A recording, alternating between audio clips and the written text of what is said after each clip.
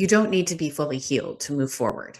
In fact, waiting to be done is probably what's keeping you stuck. How many times have you told yourself, I just need to fix this part of me and then I'll start? Then I'll go after the career. Then I'll create that thing that I've been dreaming of. Then I'll leave the relationship. Then I'll finally step into who I was meant to be. But here's the truth. Healing is not a destination. It's not the finish line where you've suddenly become whole and finally ready. And if you keep waiting until you're finally healed before you move forward, then I'm telling you, you are going to wait your entire life.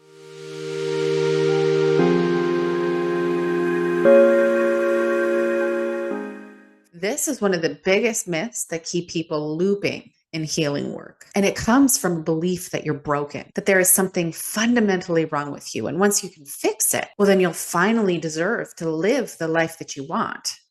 But you're not broken. You're human. And healing isn't about becoming flawless. It's about integrating your past so it no longer runs the show. The idea of fixing yourself first is just another version of survival identity. It's just a way of delaying life because your nervous system feels safer in repair mode than actually taking that leap forward. So here's what most people don't realize. Action itself is healing. When you take those small steps forward, despite the fear, despite the unfinished work, you actually rewire your nervous system. In those moments, you prove to your body that I can do this, that I don't need to be fully healed to create change, that I am safe to move. And it's that lived experience that actually completes the healing cycle. Because healing doesn't happen in meditation or journaling or therapy. It happens in motion when you dare to live differently, even though you're still carrying the scars. Now let's talk about moving with trauma versus moving from integration, because there's an important distinction here. Moving with trauma means you are actually acting from your wound. You're hustling, you're overachieving, you're people pleasing, or you're pushing past yourself in order to survive. That's not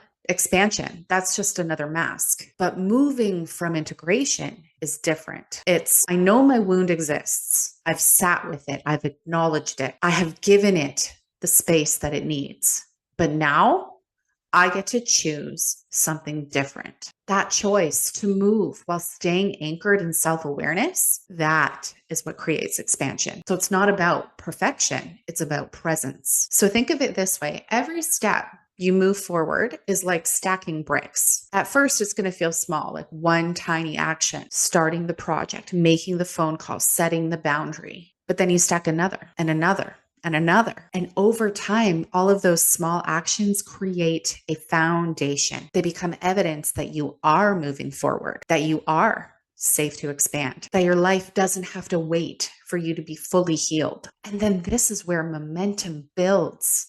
This is where healing and expansion begin to overlap. So let me leave you with this. Waiting until you're finally healed is just another way of keeping yourself small. You don't need to keep fixing. You're allowed to keep building. And this is why I say, fuck endless healing. You're not broken. You're ready to build. If you're ready to start building from where you are right now, come join my Finding Authenticity membership. Inside, we rebuild identities from expansion, not survival. The link is in the description. If you enjoyed this video, make sure you like, subscribe, share, do all of the things so that I can keep creating content that will help you in your growth and expansion. I'll see you in the next video.